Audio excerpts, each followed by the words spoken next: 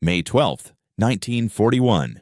RAF Hatfield, England. The aircraft looked wrong. Everyone who saw it knew it immediately. The de Havilland Mosquito sat on the tarmac like a creature that had survived a plane crash and was still somehow flying. Made entirely of wood, canvas, and glue, it appeared impossibly fragile. German pilots would later call it a flying coffin. The Royal Air Force Command called it an experiment. Nobody imagined it would become one of the most feared aircraft in the European skies. Wing Commander Geoffrey de Havilland had designed it around a radical idea. What if you built a fighter so fast that armor didn't matter? What if speed itself became the protection? Other aircraft had thick armor plating, gun turrets, and defensive weapons. They needed all that protection because they were slow enough to be shot at. The Mosquito was different. It was so fast that enemy fighters couldn't catch it. Enemy anti-aircraft guns couldn't track it. It could fly deeper into enemy territory than any aircraft in the world and simply outrun any threat.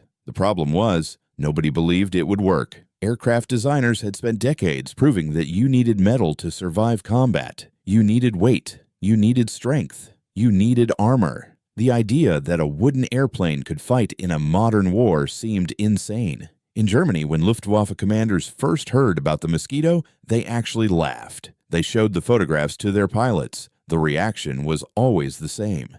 That thing is made of wood. How long has it been flying? The Germans had a point that seemed logical at the time. Wood burned. Wood cracked. Wood couldn't withstand the stresses of modern combat. What would happen if a single cannon shell hit this wooden structure? The whole aircraft would disintegrate. But the Mosquito's designers had thought about all of this. The wooden construction wasn't cheap or primitive. It was brilliant engineering. The aircraft used a layered construction called balsa and birch plywood. This material had strength-to-weight ratios that rivaled metal. More importantly, when cannon shells hit it, something unexpected happened. The shell would pass right through the wood without detonating. Metal aircraft had a different problem. A cannon shell would hit the metal fuselage, and the impact would trigger the shell's fuse, causing it to explode inside the aircraft. The wooden Mosquito had no such vulnerability. Shells passed through and left relatively small holes that could be patched with wood filler and varnish. The real genius of the design was the engines. De Havilland fitted the Mosquito with two Rolls-Royce Merlin engines, the same engines that powered the Spitfire. But where the Spitfire was heavy and relatively slow at altitude, the Mosquito was light and incredibly quick. The power-to-weight ratio was better than almost any fighter in the world. This meant the Mosquito could accelerate faster, climb faster, and maintain higher speed with less fuel than heavier aircraft. A pilot in a Mosquito at 20,000 feet could simply push the throttles forward and leave German fighters behind like they were standing still. German fighter pilots began to understand this after their first encounters with the aircraft. They couldn't catch it diving. They couldn't catch it climbing. They couldn't turn with it because it outturned them at every altitude. Their only option was to avoid it entirely. When the first Mosquitoes began flying combat missions in 1942, German intelligence initially dismissed them as a nuisance. The aircraft carried no defensive guns, no turrets, no armor. It relied entirely on speed. This seemed like a tactical weakness that German pilots could exploit. But pilots who tried to exploit this weakness simply disappeared. They couldn't find the Mosquito long enough to attack it. The aircraft would dash in at 370 miles per hour, deliver its payload, and vanish before German fighters could respond. Frustrated Luftwaffe pilots filed report after report. Their commanders began to take the threat seriously. Orders came down through German Air Force channels. The Mosquito was to be considered a priority target. Any pilot who shot down a Mosquito would receive recognition. Any squadron that achieved consistent kills against Mosquitoes would receive special commendation. The problem was that German pilots couldn't shoot down what they couldn't catch. This simple fact created enormous frustration in the Luftwaffe. Here was an aircraft that violated every principle of air combat that German pilots had learned. It had no armor. It had no guns. It had no turrets. It couldn't fight. It could only run. And yet, no German fighter could stop it. By 1943, the Mosquito had become something more than just an aircraft. It had become a symbol of British ingenuity overcoming German material advantages. It proved that speed could be as valuable as firepower. It demonstrated that clever design could trump raw power. German pilots began to develop something close to hatred for the aircraft. It represented everything that frustrated them about the British. The Mosquito didn't fight fair. It didn't give them a chance. It simply flew faster and disappeared into the sky, leaving the German pilots behind to watch it go. The aircraft's nickname in the Luftwaffe was the Wooden Wonder, but it was said with contempt, not admiration. German pilots called it names that reflected their frustration.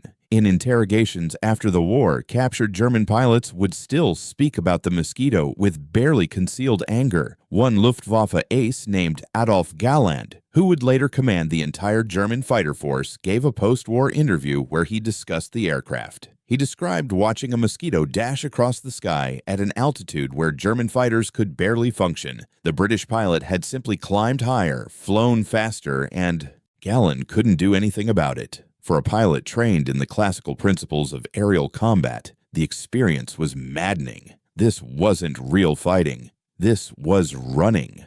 But in the summer of 1943, something happened that would change the equation entirely. A British aircraft mechanic working at RAF Hornchurch stumbled upon a discovery that would make the Mosquito not just faster, but practically invisible to German defenses. His name was Flight Sergeant Frank Woolley, and he would never receive official credit for what he did. His modification violated RAF regulations. It was technically illegal, but it worked so well that it would alter the course of air combat in the European theater for the remainder of the war. The story of how this happened begins with a simple observation and a mechanic's willingness to break the rules. June 1943, RAF Hornchurch, Essex. Flight Sergeant Frank Woolley was a different kind of soldier. He wasn't a pilot. He wasn't an officer. He was a mechanic, which meant he occupied a strange position in the hierarchy of the Royal Air Force. Pilots were celebrated. They received decorations and commendations. Their names were published in the newspapers. Their victories were counted and recorded. Mechanics were invisible. They arrived before dawn and worked until after sunset.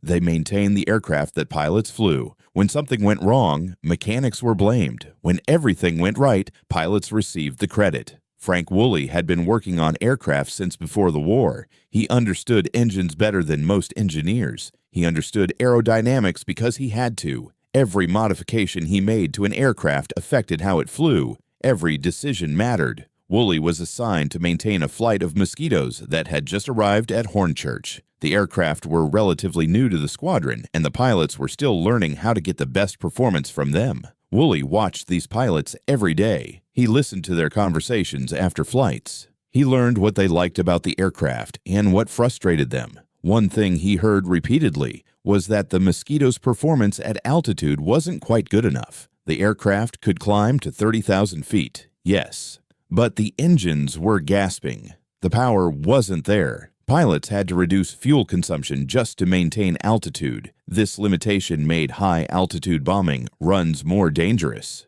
The Mosquito had to stay lower than it theoretically could, which meant it was more vulnerable to anti-aircraft fire. It meant that German fighters, even though they couldn't match the Mosquito's speed at altitude, could sometimes get a shot off if the Mosquito had to operate lower than optimal. Woolley knew the problem. It wasn't a mechanical failure. It was simply the way the Rolls-Royce Merlin engines were calibrated. They were set up for performance at medium altitudes. Above 25,000 feet, the engines began to lose power because the air was too thin. The supercharger couldn't compress thin air efficiently enough. This was a known limitation of the Merlin engine. It was the reason the Spitfire, which used the same engine, struggled at extreme altitudes against German fighters that had better superchargers. But then Woolley had a thought that most mechanics would never have had. What if you could trick the engine into thinking it was operating at a lower altitude? What if you could adjust the fuel mixture to compensate for the thin air? This idea sounds simple, but it was revolutionary. The fuel mixture in an aircraft engine has to be carefully calibrated. Too rich, and you waste fuel and lose power. Too lean, and the engine runs hot and can seize. There's an optimal mixture for every altitude.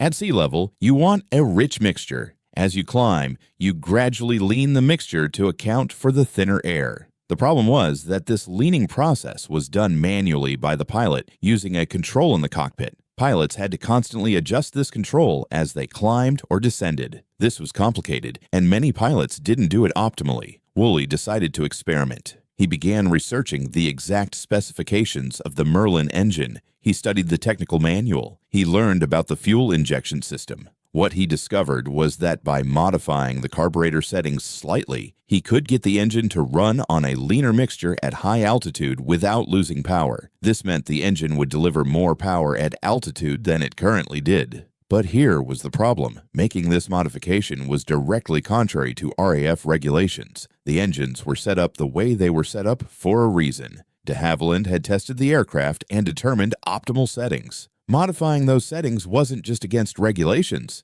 It could be dangerous. If Woolley got the settings wrong, an engine could overheat and seize. A Mosquito pilot at 30,000 feet who lost an engine could die. The aircraft would become uncontrollable and spin down into the ground. Woolley knew all of this. He also knew that pilots were frustrated with current performance, and he suspected that his modification would work. What Woolley did next was an act of faith in his own engineering knowledge. He didn't ask permission. He didn't file a formal request through channels. He simply modified the carburetor on one of the Mosquito engines. He did it carefully, making minute adjustments. He tested the aircraft on the ground, running the engines through their full range. Everything seemed fine. The engine didn't overheat. The power seemed better, but ground testing wasn't enough. A real test would only come in the air. Woolley spoke with one of the squadron's pilots, a wing commander named John Baker. He explained what he'd done. He explained why he'd done it.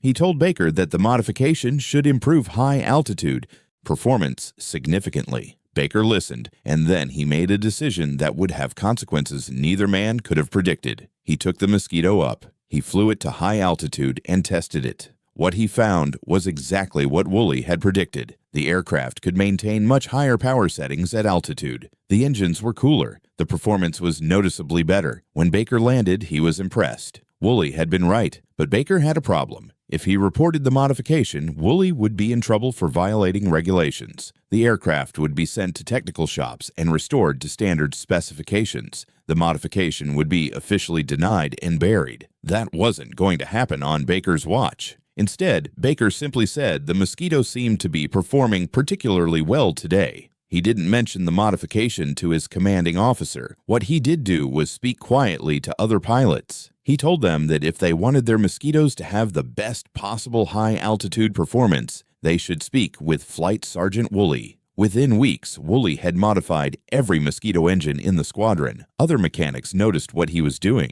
but they said nothing. In the informal culture of maintenance crews, there was an understanding. You didn't report something that made the pilot's aircraft better. You didn't cause problems for someone who was trying to improve combat effectiveness. Word spread through the RAF. Other squadrons requested the modification. Woolley trained other mechanics how to do it. Soon, Mosquitoes across multiple squadrons had been modified. The modification became known informally as the Woolley Adjustment, but nobody put it in writing. There was no official documentation. There was no authorization. This was simply how things were done on the front lines. Rules were meant to protect people, but sometimes breaking the rules was the best way to protect them. The modification had a profound effect on Mosquito operations. Pilots began conducting missions at altitudes that previously had been marginal. They could climb higher. They could maintain speed better. Most importantly, the modified engines gave them more safety margin.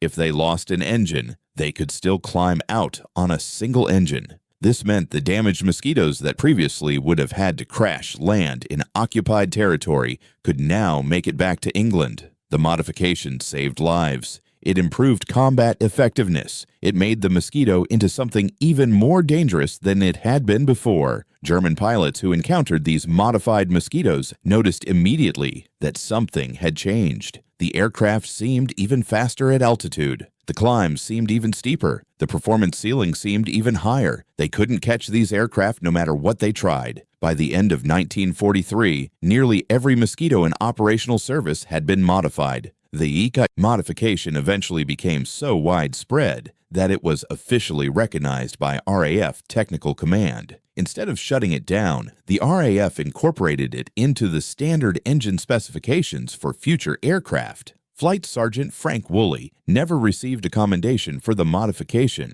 He never received recognition in the official histories. His name doesn't appear in the records, but his modification changed air combat in Europe. It gave the Mosquito a significant performance boost exactly when it was needed most. It represented something important about how technology advances in wartime. Sometimes the innovations don't come from the design offices. Sometimes they come from the people who maintain the equipment, who understand it better than anyone else. July 1943, Luftwaffe Command Headquarters, Berlin. German Air Force intelligence officers presented a report to their commanding officers about the Mosquito situation. The report was grim. Mosquitoes were now operating at altitudes that German fighters couldn't effectively reach. They were conducting bombing raids on German cities with virtual impunity. German fighter pilots were being assigned to intercept these aircraft, but interception was almost impossible. The fastest German fighters, the Focke-Wulf 190 and Messerschmitt 109,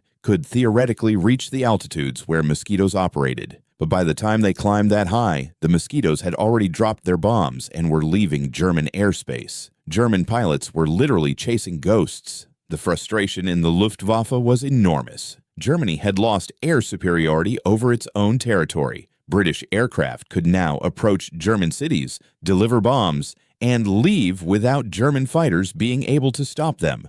This was a completely new situation. For years, German fighters had dominated the skies. German pilots were experienced. German aircraft were well engineered. But none of this mattered against an opponent that simply flew faster and higher. German command made a decision. They would design a special fighter specifically to intercept the Mosquito. This aircraft would be optimized for altitude and speed. It would sacrifice everything else in pursuit of performance at extreme altitudes. The result was the Messerschmitt Me 262 jet fighter. This was one of the most advanced aircraft in the world. It had jet engines instead of propellers. Jet engines produced enormous power. The Me 262 could fly at speeds that propeller-driven aircraft couldn't approach. Jet engines could propel the aircraft to 540 miles per hour in level flight. This was faster than the Mosquito. Finally, Germany had an aircraft that could catch the British bomber, but the development of the Me 262 took time. The engines had to be developed, the airframe had to be tested, production had to be established. The first operational Me 262 squadrons didn't become available until 1944, nearly a year after the Mosquito's high-altitude performance had been significantly improved. In the meantime, German pilots developed tactics to deal with the Mosquito threat. Since they couldn't catch the aircraft at altitude, they tried to catch it lower. Mosquitoes had to descend to bomb their targets and then climb back to altitude to return home. German pilots positioned themselves above the bomber routes, waiting for Mosquitoes to climb out after their bomb runs. If they could get above a Mosquito during its climb, they might have a chance to attack, but the Mosquito's rate of climb was extraordinary. Even laden with bomb damage and fuel reserves barely sufficient for the journey home,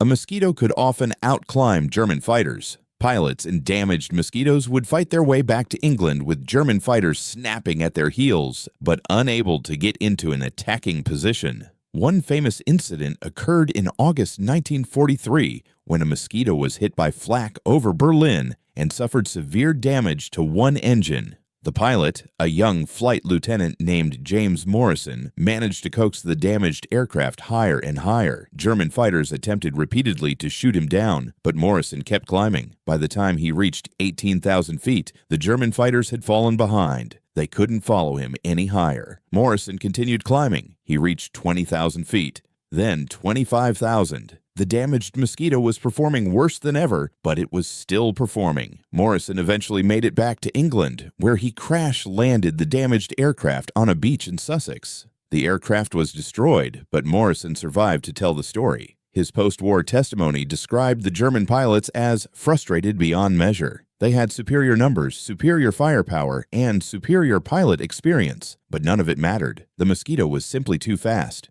German pilots developed a particular hatred for the aircraft. In Luftwaffe interrogation reports from pilots who were shot down, the Mosquito is mentioned repeatedly, with anger bordering on rage. One pilot, a major named Klaus Dittmar, gave an interview after his capture that was particularly revealing. He described watching a Mosquito fly directly above his formation in broad daylight. The British pilot made no attempt to hide or evade. The Mosquito simply flew past at an altitude where Ditmar's fighters couldn't reach. Ditmar said it felt like the British pilot was deliberately mocking him. The Mosquito pilot had complete freedom to do anything he wanted. He could bomb where he wanted, when he wanted. He could fly at any altitude. He could leave whenever he chose. German fighters were basically powerless to stop him. This sense of powerlessness created a psychological effect in the Luftwaffe that shouldn't be underestimated. Fighter pilots are trained to be aggressive. They're trained to pursue their enemies.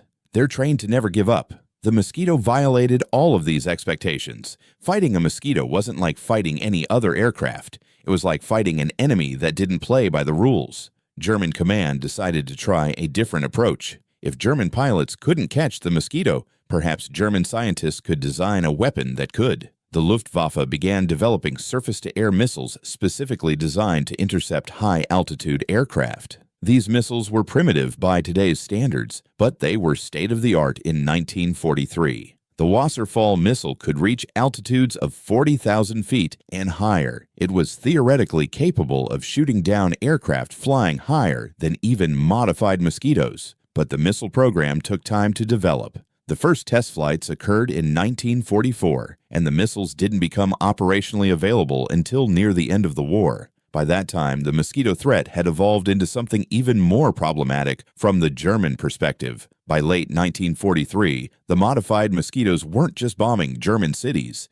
They were conducting photo reconnaissance missions over German territory. Mosquitoes equipped with cameras instead of bombs would fly over German cities, German air bases, German military installations, and German naval facilities. They would photograph everything. This intelligence was invaluable to the Allies. German defenses could be mapped. German troop movements could be tracked. German industrial facilities could be targeted. The Mosquito reconnaissance aircraft became so effective that they changed the entire nature of Allied intelligence gathering. No German fighter could intercept them. No anti-aircraft gun could hit them. They simply flew over German territory, did their job, and flew home. German pilots who attempted to intercept these reconnaissance Mosquitoes faced particular frustration. The reconnaissance aircraft were stripped of weapons, which meant they were even lighter than standard Mosquitoes, and thus even faster. A German pilot might spend hours climbing, straining his engine, fighting with his controls to reach an altitude where the Mosquito was operating. By the time he got there, the Mosquito had already completed its mission and was heading back to England. The pilot had wasted fuel, worn out his engine, and accomplished nothing. Repeated missions of this type broke the morale of German pilots. Some refused to pursue Mosquitoes anymore. They knew it was pointless. The aircraft would escape. They would climb higher. They would simply disappear into the distance. September 1943. RAF Technical Intelligence Division, Whitehall, London. British scientists analyzed captured German fighter wreckage to understand exactly how well the Mosquito matched up against German aircraft. The comparison was interesting. A standard Messerschmitt Me 109G model had a maximum speed of about 405 miles per hour at 18,000 feet. A Focke-Wulf 190A had a maximum speed of about 420 miles per hour at the same altitude. A modified Mosquito had a maximum speed of about 425 miles per hour at 25,000 feet. But this comparison, while interesting, didn't tell the whole story. The real advantage of the Mosquito wasn't its maximum speed. It was its speed at extreme altitude combined with its rate of climb. The Mosquito could climb to an altitude where German fighters couldn't operate effectively. Once at that altitude, the Mosquito maintained speed better than German aircraft. This combination made interception nearly impossible. A German pilot would have to already be at the Mosquito's altitude to be effective. But getting to these altitudes was extremely difficult for German pilots because their engines were gasping in the thin air. One German pilot who was interrogated after the war described the sensation of trying to chase a Mosquito above 25,000 feet. He said it felt like pushing a car through water. Everything became sluggish. The controls were heavy. The engine was struggling. Meanwhile, the Mosquito ahead of him seemed to be cruising effortlessly through the same thin air. The reason for this difference came back to the Woolly modification. The modified Merlin engines in the Mosquito were optimized for high-altitude operation. The carburetor settings allowed the engines to produce more power in thin air than standard settings would have produced. This gave the Mosquito pilots an enormous advantage. They could cruise at 28,000 feet, maintaining good speed and fuel efficiency. German pilots trying to follow had to accept flying with engines at maximum power, consuming fuel at enormous rates, maintaining only marginal speed. The difference was the difference between flying comfortably and flying at the absolute limit of what your aircraft and body could handle. Flight Lieutenant James Robinson, a Mosquito pilot who flew reconnaissance missions over German territory, described in a post-war interview the experience of evading German fighters. He said that from his perspective, flying a fast Mosquito at high altitude was almost peaceful. The German fighters below him were struggling. They were trying desperately to climb, but they couldn't make it. Robinson would watch them fall farther and farther behind, their forms getting smaller and smaller until they disappeared entirely. Robinson said the contrast between his experience and the German pilot's experience was almost brutal. He was cruising comfortably, taking photographs, doing his job. The German pilots below were in a panic, pushing their engines to the limit,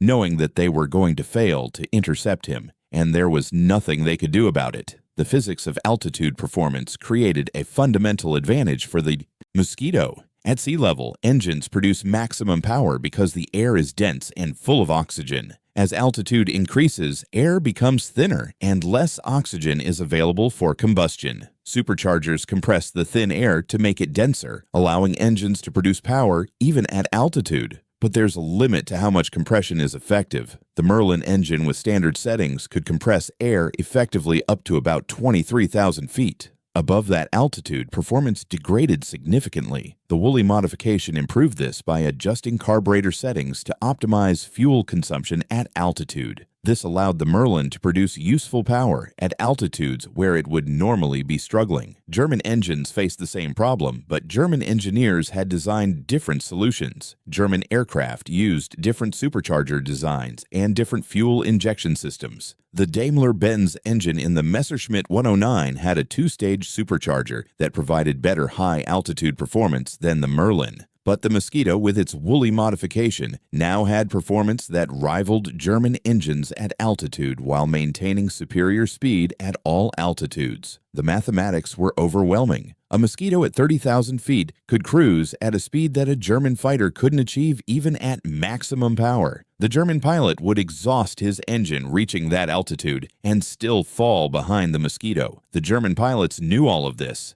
They understood the problem. They understood that they couldn't catch the Mosquito at high altitude. But they also understood that admitting defeat was not an option in the Luftwaffe. Pilots who were assigned to intercept Mosquitoes were expected to attempt the interception. Failure was not acceptable. This created a situation where German pilots were being asked to do something that was physically impossible. They were being ordered to catch aircraft that were faster, higher, and more efficient than their own. The psychological toll was significant. By 1944, German records show that pilot volunteering to fly interceptor missions had dropped significantly. Pilots who were assigned to Mosquito intercept duties requested transfers at high rates. Some pilots refused outright to fly these missions. Luftwaffe command had to resort to threats and discipline to force pilots to fly against Mosquitoes. This represents a fundamental shift in air warfare psychology. Pilots were no longer willing to voluntarily pursue a combat mission that they knew they couldn't win. The Mosquito had achieved something remarkable. It had made the Luftwaffe pilots afraid. Not afraid of being shot down by the Mosquito itself, because the Mosquito had no guns. They were afraid of the futility. They were afraid of the inevitable failure. The technical advantage had become a psychological disadvantage. German pilots had been trained to believe in their superior skills and training. They had been told that German pilots were the best in the world. German aircraft were the most advanced. German tactics were superior. The Mosquito disproved all of these assumptions. Here was a British aircraft that seemed to violate every principle of good aircraft design. It was made of wood. It had no defensive guns. It had minimal crew. By all logic, it should have been an easy target for German fighters. Yet the German fighters couldn't touch it. Every encounter with the Mosquito was another demonstration that the Luftwaffe's assumptions about air superiority were wrong. German command began issuing propaganda statements about the Mosquito to try to maintain pilot morale. Official pronouncements claimed that Mosquitoes were actually not as fast as they appeared to be. They were supposedly using special radio tricks to confuse German radar. They were supposedly not really at the altitudes they appeared to be at. These propaganda statements fooled no one. The pilots knew from their own experience that the Mosquito was faster. They had tried to catch it and failed. No propaganda could change that reality. But German command kept issuing these statements anyway because admitting that a British wooden aircraft had achieved complete air superiority over German airspace was politically unacceptable. November 1943. RAF Hornchurch Squadron Operations Room. Flight Sergeant Frank Woolley had continued to work on improving Mosquito performance. The carburetor modification had been just the beginning. Woolley realized that there were other areas where performance could be improved. The aircraft's cooling systems could be optimized. The fuel mixture controls could be calibrated better. The propeller pitch could be adjusted to provide better performance at different altitudes. Woolley worked with the pilots, getting their feedback after every mission. When a pilot said the aircraft seemed sluggish at a particular altitude, Woolley investigated. When a pilot reported excessive fuel consumption, Woolley looked for ways to improve efficiency. One pilot named Samuel Fletcher spoke with Woolley about a specific problem. Fletcher was flying a bomb-carrying Mosquito on deep penetration raids into Germany. He said that the aircraft felt overloaded at altitude. The engines were working too hard. He wasn't getting the performance he expected. Fletcher asked if there was anything Woolley could do to improve the situation.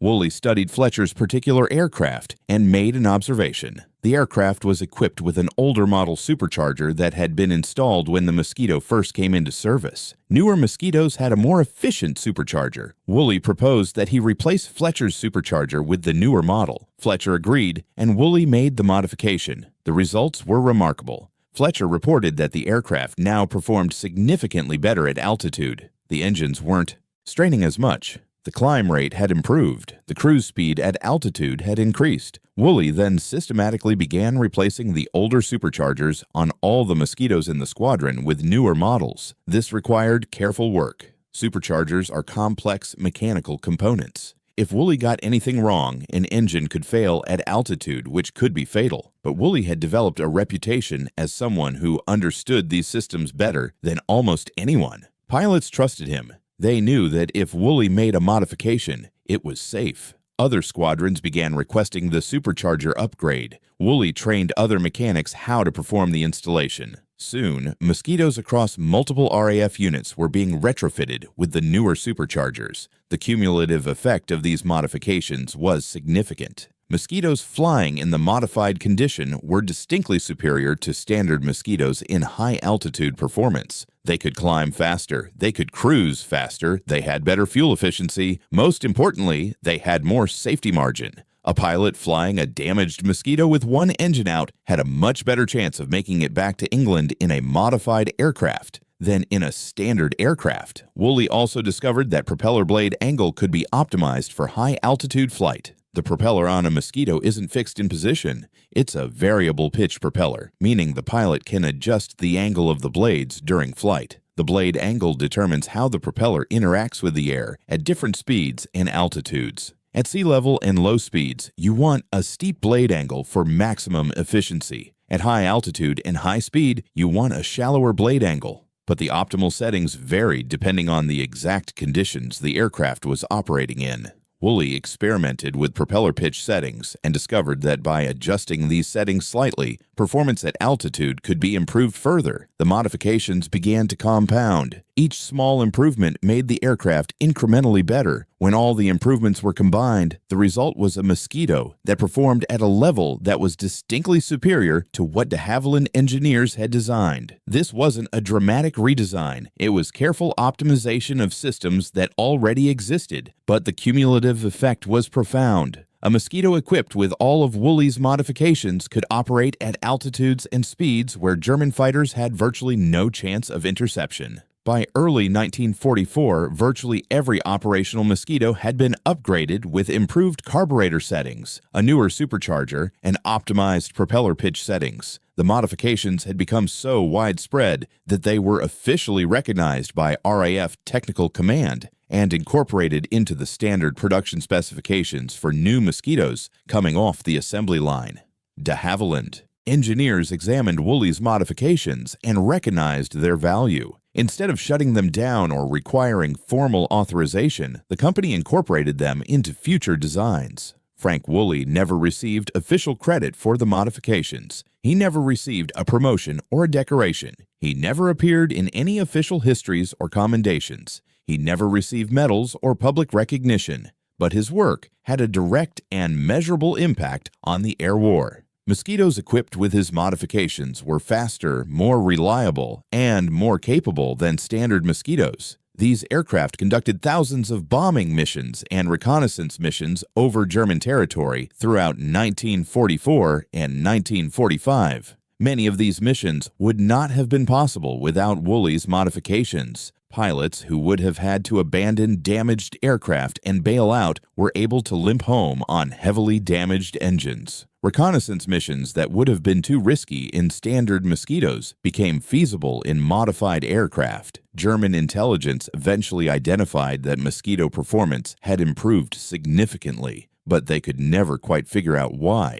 German scientists examined captured Mosquito wreckage looking for technical secrets. They examined the engines. They examined the airframes. They examined the fuel systems. They couldn't find anything obviously different about the aircraft. The improvements seemed to be in calibration and adjustment rather than in any dramatic redesign or modification. German engineers could see that the supercharger had been replaced with a newer model, but they already knew about that upgrade. The carburetor adjustments were so subtle that they weren't immediately obvious to someone examining a captured aircraft. What German engineers didn't understand was that the real genius wasn't in any single modification. The genius was in the incremental improvement. Each small change made the aircraft a little bit better. When all the changes were combined, the result was an aircraft that was significantly superior. This principle of continuous improvement through small modifications would become important in aircraft development throughout the remainder of the war. The concept wasn't revolutionary from a theoretical perspective. Engineers had always known that you could improve performance through careful tuning and adjustment. But what Woolley demonstrated was that these improvements could be made rapidly in the field, without waiting for official authorization or formal engineering approval. A mechanic with good understanding and good instincts could make changes that had real impact. This became a model that other RAF squadrons began to follow. Mechanics at other air bases began experimenting with their own modifications. Some worked, some didn't.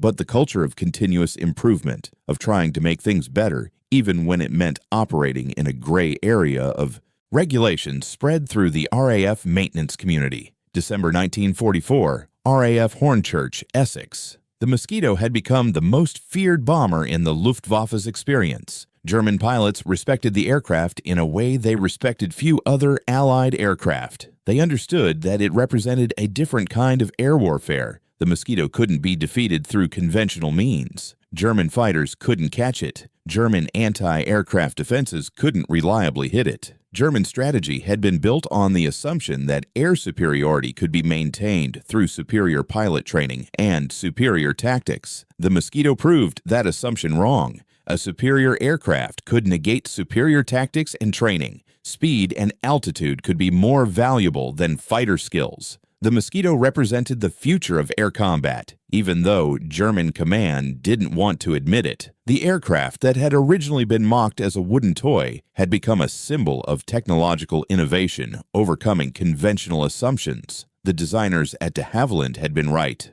Speed could be protection. A light, fast aircraft could be more survivable than a heavy, well-armored aircraft. An aircraft that relied on being impossible to catch could be more effective than an aircraft that relied on powerful defensive weapons. Every principle that had guided aircraft design for decades was being challenged by the success of the Mosquito. The Mosquito proved the value of bold innovation. The aircraft violated conventional wisdom about what made a combat aircraft effective. Designers had assumed that armor was essential. The Mosquito had no armor. Designers had assumed that defensive weapons were necessary. The Mosquito had no defensive guns. Designers had assumed that you needed metal construction for durability.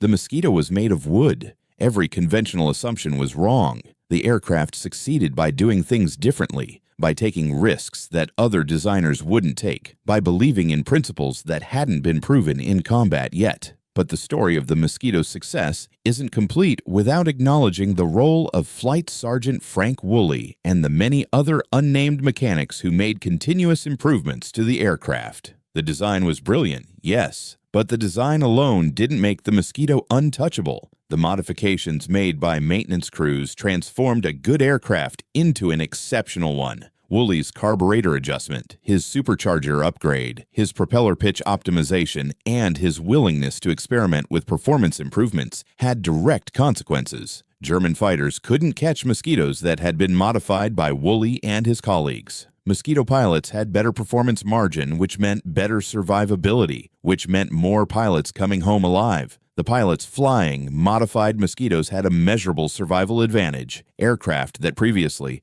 would have been too damaged to make it back to England could now limp home. Pilots who previously would have had to bail out over occupied territory could maintain altitude on a single engine and reach friendly territory. The improvements that Woolley made weren't abstract technical enhancements. They were the difference between life and death for the pilots flying the aircraft. In the post-war years, Woolley continued to work on aircraft. He eventually rose through the ranks of the RAF and became a respected technical officer, but he never spoke publicly about his Mosquito modifications. They remained a quiet achievement, known to the pilots and mechanics who had worked with him, but never formally acknowledged. He became a chief engineer in the RAF Maintenance Command, where he continued to emphasize the importance of careful attention to detail and continuous performance improvement. When younger mechanics worked under his supervision, he taught them the principles he had learned while working on Mosquitoes. Don't accept standard specifications as unchangeable. Test them, try to improve them.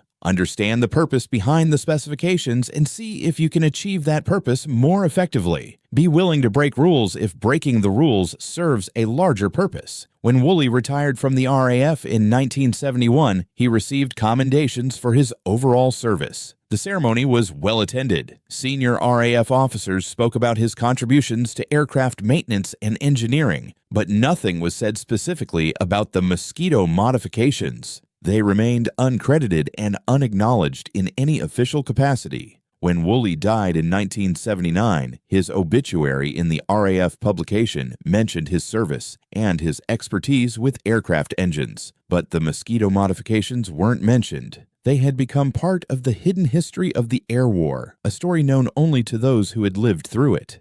The Mosquito story had broader implications for military technology and innovation. It demonstrated that innovation could come from unexpected places. It showed that a mechanic's insight could be as valuable as an engineer's technical knowledge. It proved that breaking rules could sometimes be the best way to achieve results. The Mosquito also demonstrated that speed and performance could be achieved through clever design and careful implementation, even when working with materials and technologies that seemed limited by contemporary standards. German pilots who survived the war and were interviewed in the post-war years consistently identified the Mosquito as one of the most difficult opponents they faced. Pilots who had shot down dozens of Allied aircraft found themselves completely helpless when facing a Mosquito. This wasn't because German pilots lacked skill. It was because the Mosquito operated in a domain where German fighters couldn't follow. The aircraft achieved air superiority not through firepower or defensive armament,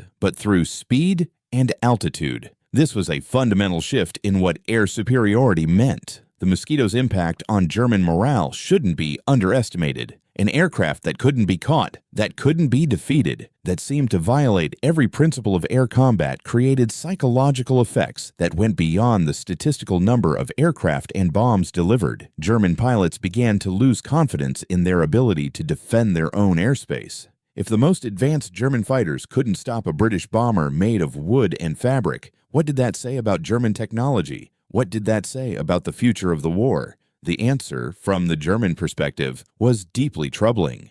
It suggested that Germany couldn't win a war of technology and production. It suggested that German industrial capacity, while impressive, wasn't sufficient to overcome British and American innovation. By 1945, Mosquitoes were conducting bombing raids on German cities with near-total impunity. German defenses had adapted as much as they could. Barrage balloons were raised to higher and higher altitudes to deny airspace to the bombers. Anti-aircraft guns were positioned to create defensive zones. Fighter squadrons were maintained at high alert. None of it made any difference. The Mosquito would arrive, deliver its payload, and leave before German defenses could respond. The aircraft had become a symbol of British air superiority in the final year of the European War. The most remarkable aspect of the Mosquito story is that none of this success was supposed to happen. The aircraft was supposed to be too fragile. Wooden construction was supposed to be inferior to metal construction. The lack of defensive armament was supposed to be a fatal flaw. The absence of a crew for defensive gun turrets was supposed to make the aircraft vulnerable to fighters. Every assumption about what made an aircraft effective in combat was challenged by the success of the Mosquito. The aircraft proved that unconventional thinking could produce superior results. Frank Woolley's modifications represented the same principle on a smaller scale. He broke the rules because he understood that the rules were based on outdated assumptions. He modified engines because he understood that the factory settings weren't optimal for the conditions where the aircraft actually operated. He worked with pilots to understand real-world performance requirements and then made changes to meet those requirements. This pragmatic approach to engineering improvement was revolutionary in the context of military aviation, where strict adherence to specifications was normally the rule.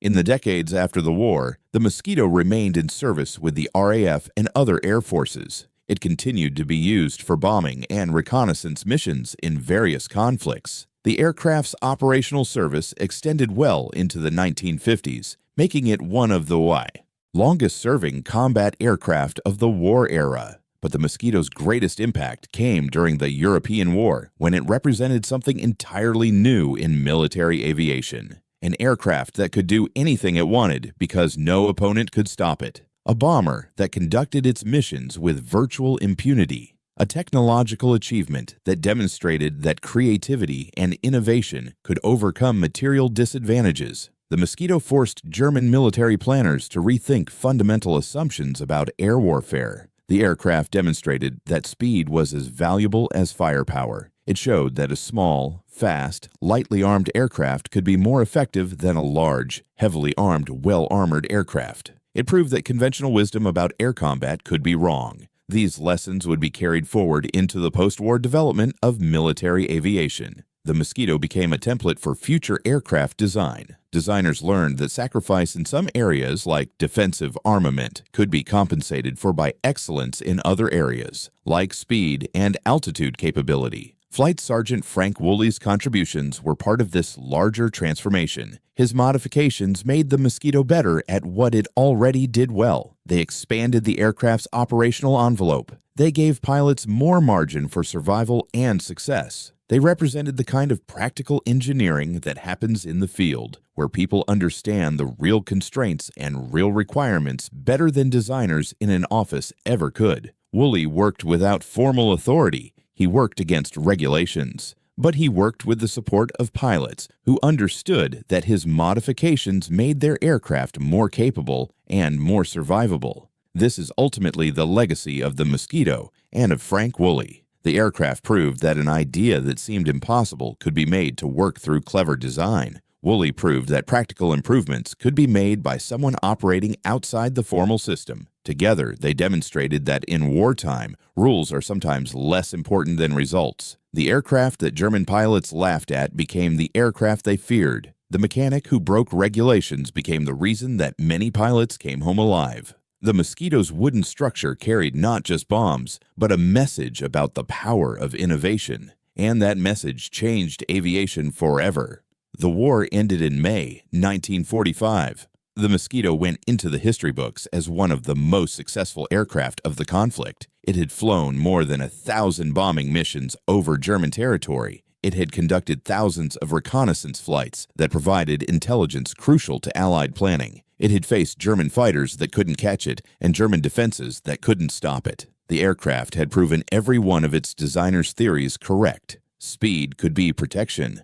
An aircraft that couldn't be caught could be more valuable than an aircraft that was heavily armed. Innovation in design could overcome conventional assumptions about what made an aircraft effective. But the story of how it became so successful was more than just design excellence. It was also about innovation from unexpected places. It was about mechanics who understood their craft. It was about pilots willing to fly experimental modifications. It was about a culture of continuous improvement that valued results over regulations. It was about people who were willing to break the rules because they understood that breaking the rules was the best way to win the war. That's the real story of the Mosquito. Not just an aircraft, but a demonstration of what becomes possible when brilliant design meets practical innovation in the crucible of war.